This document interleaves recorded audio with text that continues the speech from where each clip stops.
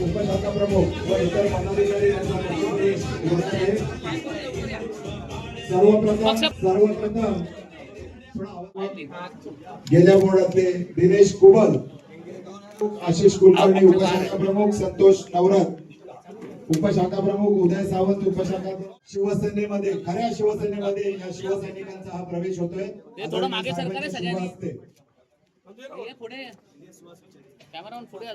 झालेली विकास कामे, पायाभूत सुविधा, लोककल्याणकारी योजना प्रभावित आणि प्रेरित होऊन आज ही सगळी उभाटाची मंडळी खऱ्या शिवसेनेमध्ये, बाळासाहेबांच्या विचारांच्या शिवसेनेमध्ये या ठिकाणी शिवसेनेत प्रवेश करत आहे। दिनेश कुबल 2017 ते 2022 मध्ये 89 वार्ड कालिना सांताक्रूज मुंबई या प्रभागातून ते नगरसेवक होते। मुंबई महानगर संतोष नवरत, उदय सावंत, रवींद्र मेस्त्री, नंदुनामे, अरविंद गायकवाड, लक्ष्मण कानोरे, त्याचप्रमाणे अनेक महिला भगिनी या लाडक्या बहिणींचा सुद्धा आदरणीय साहेबांच्या उपस्थितीत शिवसेनेमध्ये हा प्रवेश केला जातो।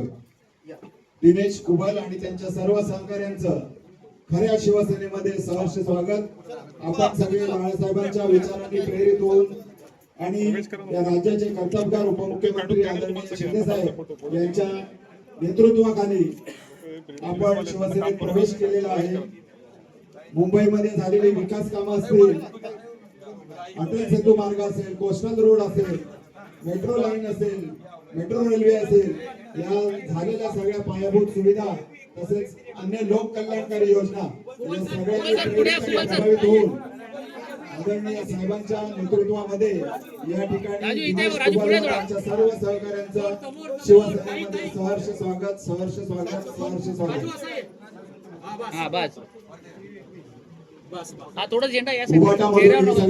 शिवसेनेत आलेली आहे।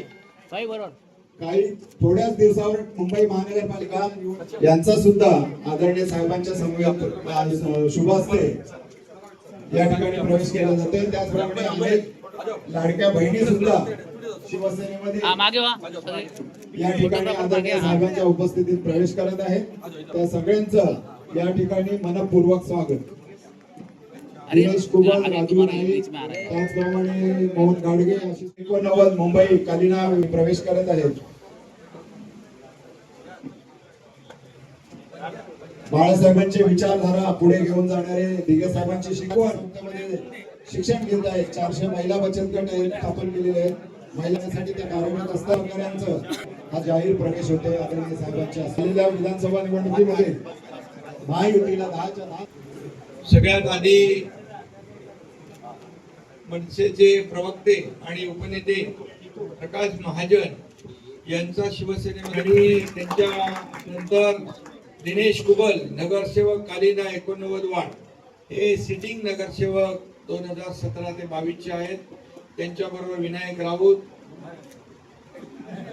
आणि विनायक राऊत तुमच्यात लागला, राजू नाईक आणि माजी नगरसेवक राष्ट्रवादीचे गटनेते मुंबई महापालिका आणि ज्यांनी अनेक यांचं देखील आज शिवसेनेमध्ये प्रवेश झालेला आहे।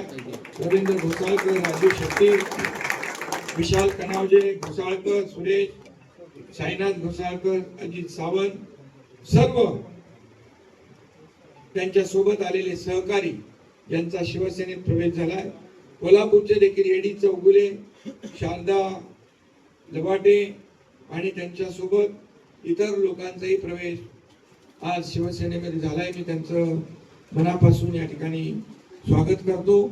गेले 3-3.5 वर्षामध्ये जे काही महाराष्ट्रामध्ये जे विकासाचं काम झालं, लोकाभिमुख कल्याणकारी योजना झाल्या, यामुळे एवढा सगळा प्रवेश शिवसेनेमध्ये होतोय आणि इतर लोकांचा देखील विश्वास जो दाखवत आहे तो विश्वासाला तडा जाऊ दिला जाणार नाही ही खात्री बबनराव मी देतो। आपली तर मैत्री खूप वर्षापासूनची आहे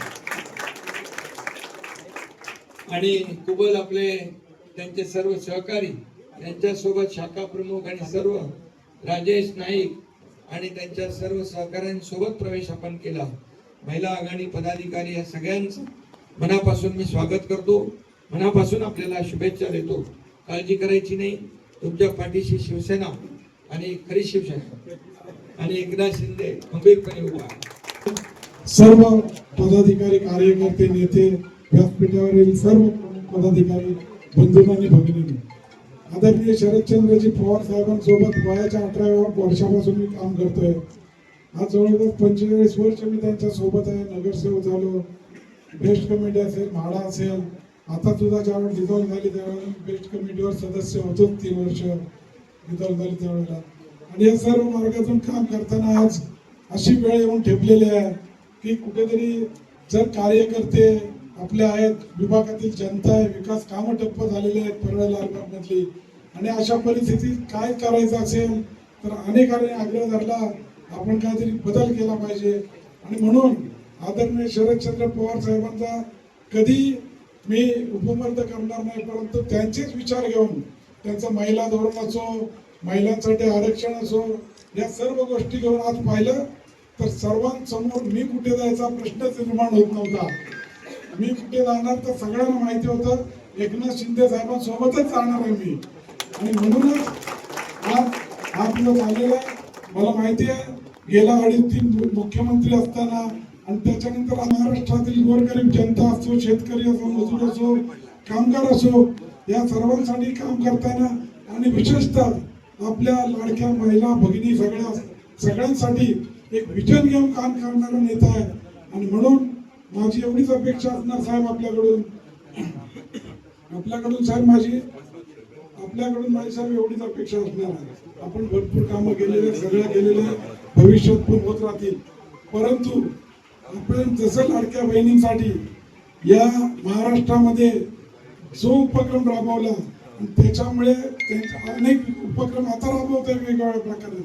मुंबई महानगरपालिकेतले प्रश्न आपल्या समोर मांडणार आहे. परंतु ज्या वेळेला आपण वचननामा तयार कराल त्याच्यामध्ये एक गोष्ट करावी अशी माझी विनंती आहे की जसं महाराष्ट्रामध्ये एसटी मध्ये आपल्या माय भगिनींना अर्धी तिकीट आहे, तशी मुंबई महापालिकेच्या क्षेत्रातील देशमध्ये सुद्धा अर्ध्या तिकिटीत महिला भगिनींना आम्हाला प्रवास करता आला पाहिजे. हे वचन आपण त्या ठिकाणी द्यायला पाहिजे. 150-200 कोटीचा फक्त प्रश्न आहे वर्षाचा, त्यापेक्षा जास्त काय नाही. इतर गोष्टी मी बोलेन.